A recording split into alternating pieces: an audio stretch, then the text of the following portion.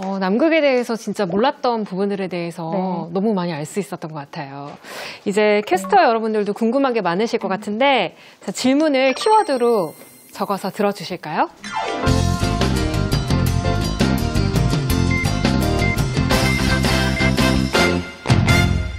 지금까지 남극에서 석유가 발견된 적은 없는지 아니면은 다른 자원을 놓고 국가 간의 갈등이 빚어진 적이 없는지 궁금해서 질문드렸습니다.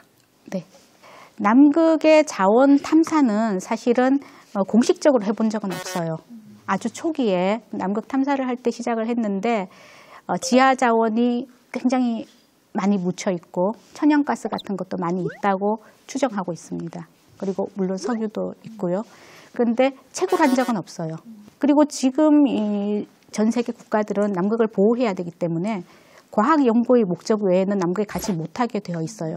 자원 개발도 하지 못하게 되어 있지만 앞으로 지구가 계속 우리가 지금 자원이 없고 힘들어진다고 하잖아요. 그래서 100년, 200년, 300년 후에는 남극의 자원을 사용해야 될 때가 올 수도 있어요. 이제 현재는 그럴 때를 대비해서 우리가 기초적인 연구를 하고 있는 거고요. 앞으로 상황이 바뀌면 그런 시대가 오지 않을까 그렇게 생각하고 있습니다. 미국의 트럼프 대통령 같은 경우에는 당선되기 이전부터 계속해서 지구온난화는 거짓이다라는 얘기를 하고 계시잖아요. 그래서 이 주장에 대해서는 어떻게 생각을 하시는지 궁금해서 질문드리게 되었습니다.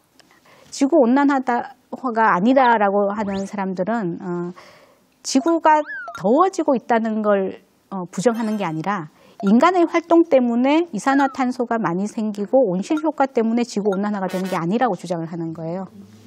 지구가 원래 빙하기, 간빙기가 있었는데 지금은 간빙기로 온도가 올라가는 시기이기 때문에 더워진다라는 게 그거거든요. 남극에서 연구를 하고 있는 건 온난화에 대한 연구를 왜 더워지고 있는지 연구를 해요. 그래서 그 원인이 인간이 맞으면 인간 쪽에 대한 부분을 더 억제해야 될 거고 그게 아니라 원래 자연스러운 거면 그럼 우리가 더 북쪽으로 가서 살아야겠죠. 북반구에서는. 그런 부분들을 우리가 이제 방법을 찾아야 되는 거죠. 네. 예. 그리고 사실 지구온난화가 거짓이라는 거는 음모론이라고 저는 생각을 해요. 그러니까 인간의 활동 때문에 온난화가 되는 건 맞긴 맞아요. 다만 그동안 너무 인간 활동이 100% 온난화의 원인이라고 알려져 있기 때문에 그게 아니라는 반론들이 나와서 이런 주장을 하게 된 겁니다. 그래서 정보를 받아들일 때는 어느 정도 이렇게 모두 다 100% 참이고 모두 다 100% 거짓인 건 없어요. 어느 포션 정도를 생각해야 되는지 그걸 받아들이는 게 자신의 몫이겠죠. 그러면 미국 같은 경우에는 국제기후협약에 들어가 있지 않잖아요. 그렇게 가입되어 있지 않고 부정하는 국가들에 대해서는 어떻게 생각하시는지 마지막으로 추가 질문 드리고 싶습니다. 사실 지구는 우리 모든 지구촌 사람들이 지켜야 되는 우리의 자원이죠. 예. 그런데 자신의 국가의 이익이 사실은 전체보다 우선해요. 현재 국제 정치에서는. 그러니까 그런 국가들에 대해서 우리가 사실은 도덕적으로 비난을 하죠. 그리고 만약에 미국이 본인은 가입돼 있고 다른 작은 국가들이 가입 안 돼 있다면 그 사람들한테 하라고 아마 푸시를 할 수도 있을 거예요. 근데 현재는 약간의 국가의 이익이 우선시 되어 있기 때문에 그런 현실은 받아들일 수밖에 없고 다만 우리는 너무 나쁘게 살지 말고 그 인류로서 지구를 보존하는 쪽에 일들을 더 많이 해야 된다고 생각을 합니다. 사람들이 왔다 갔다 하면서 뭐 연구를 위해서도 어떤 뭐 탄소가스 같은 게 배출이 될 것이고 가져간 물건들이 100% 수거가 되지는 않을 거란 말이에요.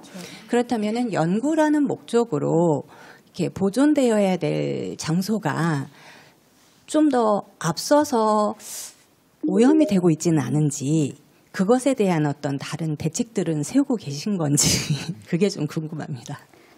예, 실제로 그런 부분을 우려하는 목소리들도 꽤 있습니다. 그래서 환경단체 같은 곳은 이제 남극을 너무 무분별하게 개발하거나 연구하지 말라고 하긴 하는데요.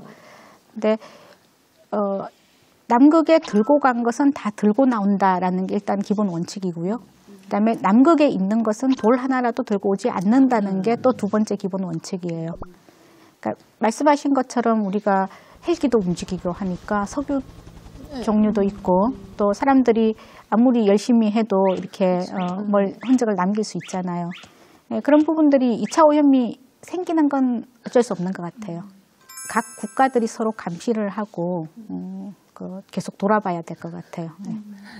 네, 제 키워드는 템포입니다. 템포는 이제 속도를 생각하고 썼는데요. 우리나라 극지 연구 수준이 어느 정도인지 혹은 이제 강대국과 비교해도 우리가 해볼 만한 수준인지 궁금해서 질문 드리게 됐습니다. 사실 우리나라의 연구 수준을 논하는 것 자체가 사실은 좀 과학적이지는 않아요. 그게 계량화하기가 어렵고 어떤 기준을 따라서 보느냐에 따라 다르긴 한데 외국과의 기술 수준을 항상 논하다 보면 높은 사람들은 강대국 한 서너 개국에서 끝나요. 한 5, 6개국까지 끝나고 그 밑에는 다 조금 비슷한 상황에서 또 왔다 갔다 하고 있습니다. 그런 상황에서는 우리가 굉장히 빨리 지금 발전하고 있어요. 그래서 현재 우리나라 극지연구가 2014년에 장보기지를 만들었는데 벌써 이제 제3기지를 만들려고 하잖아요. 그리고 제가 취재를 해보면 네이처나 사이언스 같은 좋은 논문에 우리나라 과학자들의 남극 연구가 굉장히 많이 올라가고 있어요. 그래서 다른 나라에서 같이 협력을 하고 싶다 이런 내용들이 많고요. 현재 수준처럼 우리가 계속 이제 투자를 하고 그렇게 되면 아마 세계 5위권, 6위권 요 정도까지 올라갈 수 있지 않을까 기대합니다. 지금 극지 연구가 여러 나라들이 많이 참여하고 있는데 국민들이 납득할 수 있는 좀 더 필요한 가치 그리고 필요성 그런 거에 대해서 좀 더 얘기해 주셨으면 좋겠습니다. 네, 첫 번째는 우리나라의 국력의 이제 상징한다고 할 수 있겠죠. 근데 그렇지만 그게 다가 아니고 이제 우리 과학 연구가 발전하게 되면 우리 연구 내용을 기반으로 또 응용을 다른 사람들이 할 수 있어요. 추운 곳에 살고 있는 동물들은 어떤 단백질을 갖고 있는지를 조사를 해봤어요. 그랬더니 잘 얼지 않는 결빙 방지 단백질 이런 게 있더라고요. 그리고 그 추운 데 있는 생물들은 좀 노화가 좀 진전이 잘 안 돼요. 좀 천천히 생체 리듬이 돌아가요. 네, 조금 앞선 얘기긴 하지만 그런 식으로 노화 방지 같은 것에도 좀 도움이 되지 않을까 기대를 하고 있어요. 그래서 그런 부분들이 당장은 바로 연결되는 것은 아니지만 가능성이 상당히 있고 또 언젠가는 우리가 그런 상품을 만들어낼 수도 있다고 생각을 하고 있습니다. 감사합니다.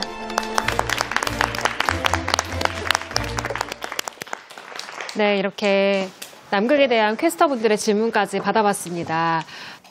우주에 대해서도 오늘 또 자세한 설명을 해주실 텐데 지구인들이 우주에 가기 위한 또 여행 어떤 방법들이 있는지 어떤 준비를 하고 있는지 설명해 주시겠죠? 11월 28일 날 나로우주센터에서 이 로켓이 하나 발사됐죠.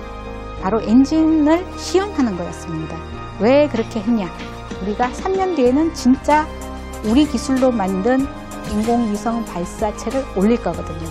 지금 가장 핫한 기술은 뭐냐 하면 발사체 1단이 올라갔다가 다시 내려오는 거예요. 우리가 한 번 발사할 때 한 700억 정도 든다고 하거든요. 근데 이걸 여러 번 사용할 수 있으면 우주 여행을 하는 시대가 가능해진다. 그런 얘기입니다. 11월 28일 날 나로우주센터에서 이 로켓이 하나 발사됐죠. 그거 다 보셨죠? 네, 발사된 게 뭘까요? 로켓이냐? 우주 발사체냐? 엔진이냐? 아마 이게 막 섞여서 사용이 될 겁니다. 자, 로켓은 땅에서 하늘로 올라가는 걸 전부 다 로켓이라고 합니다. 그래서 초기에 우리가 만들었을 때는 로켓이라는 단어를 많이 썼죠. 쉽게 얘기하면 미사일도 로켓의 일종입니다. 그런데 요즘은 올라간 것이 위성을 발사시키는 게 목적이잖아요. 그래서 지구 대기권을 뚫고 훨씬 많이 올라갑니다. 이때는 우주 발사체라고 얘기를 해요. 무조건 올라갈 때는 힘이 필요하죠. 그래서 우주 발사체나 로켓 밑에는 엔진이 달려 있는데, 자, 이번에 우리가 발사한 것은 바로 엔진을 시험하는 거였습니다. 왜 그렇게 했냐? 우리가 3년 뒤에는 진짜 우리 기술로 만든 인공위성 발사체를 올릴 거거든요.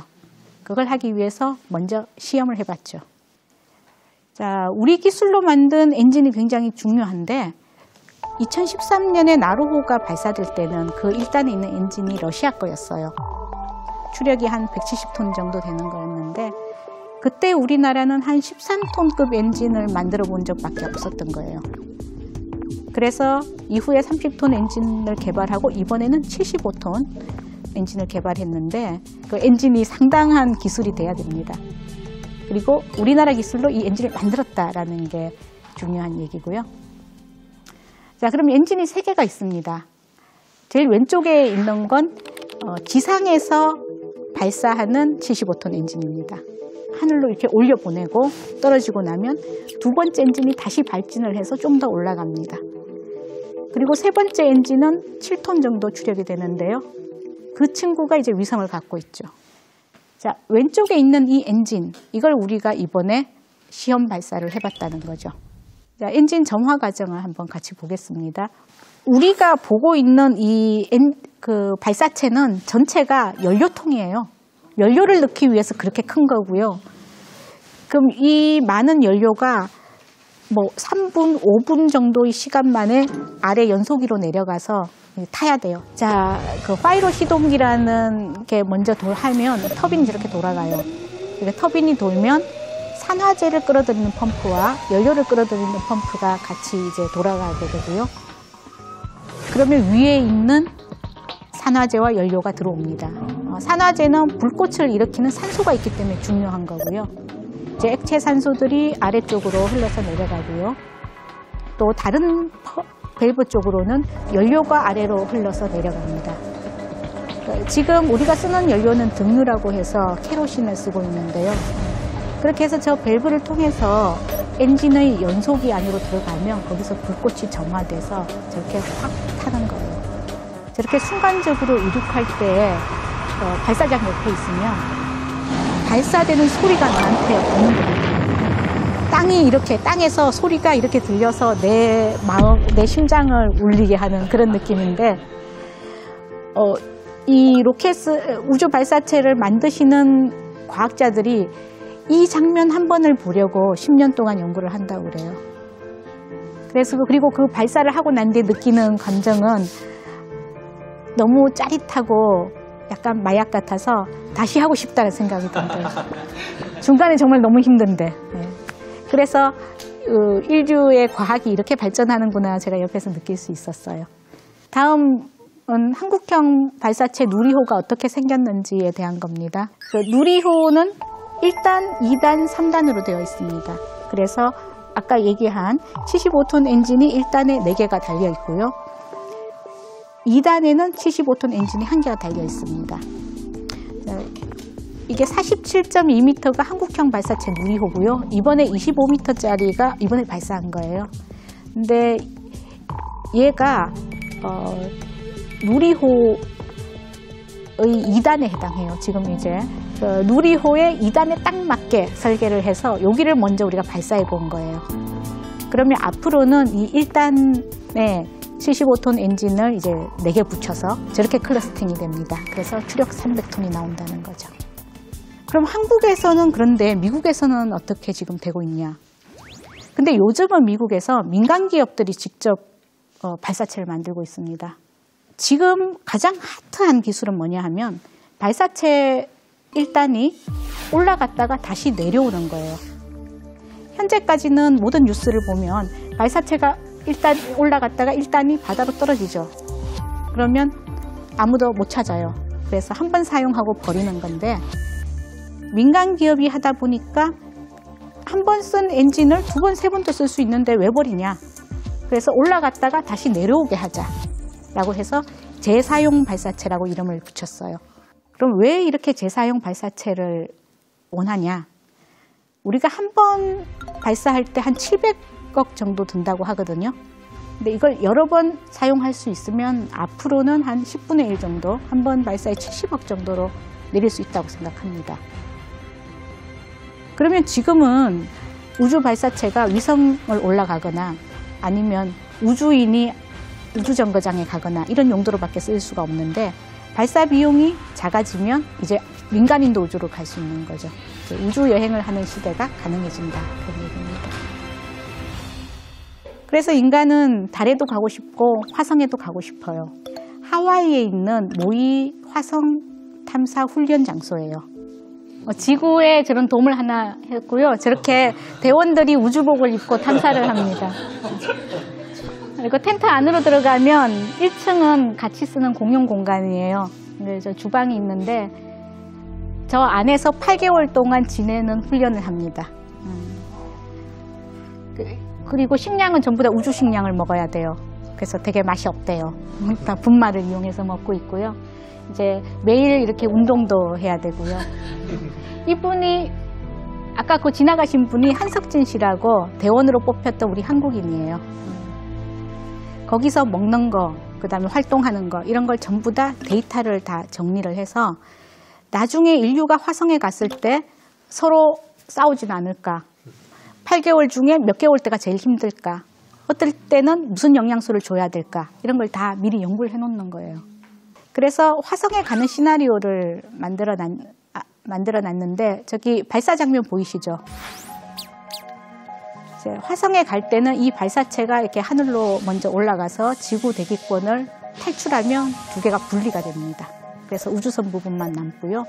이 친구가 지구 궤도를 이렇게 돌고 있을 때 또 다른 우주선이 하나 더 올라갑니다. 얘가 연료를 싣고 있어요.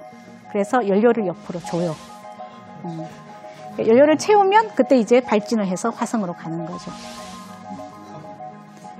화성에는 CO2와 H2를 이용해서 메탄을 우리가 만들 수 있을 거라고 생각해요. 그래서 메탄을 만드는 공장을 설립을 해서 그걸 우주선의 연료로 쓰려고 지금 생각을 하고 있습니다.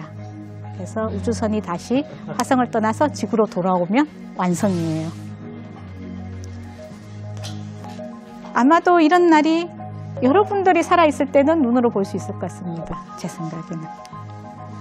그리고 화성은 내릴 때 지구보다 중력이 가볍기 때문에 지구에서 내리는 것보다는 속도 조절을 굉장히 잘 해야 돼요. 그래서 이번에 화성에 간 인사이트-호가 7분 동안 내려갔는데 잘못하면 이게 꽝 해서 부서질 수가 있거든요. 그래서 나사 과학자들이 마의 7분 이번에 성공을 했어요. 그럼 아마 우리도 사람이 타도 성공하지 않을까? 그렇게 생각합니다. 그리고 지금 달 우주여행 상품도 나왔어요. 지금 2018년, 19년이잖아요. 근데 2023년에 달에 가겠대요, 스페이스X가. 그래서 달의 우주 상품을 누가 사라 이렇게 했더니 일본인 벤처 사업가인 마에자와 유사쿠라는 사람이 자석을 전부 다 구매했어요. 근데 가격은 알려달라고 했더니 비공개래요. 안 알려주고요. 블루 오리진은 달까지는 안 가지만 대기권을 갔다가 오는 여행을 지금 생각하고 있습니다. 그래서 우주에서 머무는 시간은 4분이고요. 올라갔다가 내려오는 데는 11분이 걸려요. 그리고 돈은 3억 원 정도예요. 그래서 그 제프 베조스가 직접 그 캡슐에 앉아서 우주를 여행하는 장면을 시범을 보이고 막 그래요. 이 대기 인원이 지금 700명이 넘어가고 있다고 합니다. 한 3억 원 정도면은 돈을 많이 모아서 한번 가볼만 하지 않을까요? 여러분 때는 조금 더 가격이 더 내려갈 수도 있으니까 누구나 한번 그 우주 여행을 하는 시대가 아마 올 겁니다. 자, 그러면 해외에서는 이렇게 많이 가는데 우리나라는 언제 우주로 갈까? 제가 옆에서 취재를 해봤는데 잘 모른다가 답인 것 같아요. 그 달 탐사 계획이 예전에는 2025년에 간다 그랬거든요. 근데 조금씩 밀려서 지금 2030년까지 달에 간다는 계획을 잡고 있는데 이것도 어떻게 될지는 잘 모릅니다. 우리나라가 지금 75톤을 했잖아요. 그리고 3년 뒤에는 75톤 4개를 모아서 300톤을 만들려고 하잖아요. 거기까지 성공하면 그 다음에는 엔진 개수만 키우면 훨씬 더 크게 되니까 그때는 아마 화성에 가는 추력도 가능하지 않을까 생각합니다. 진짜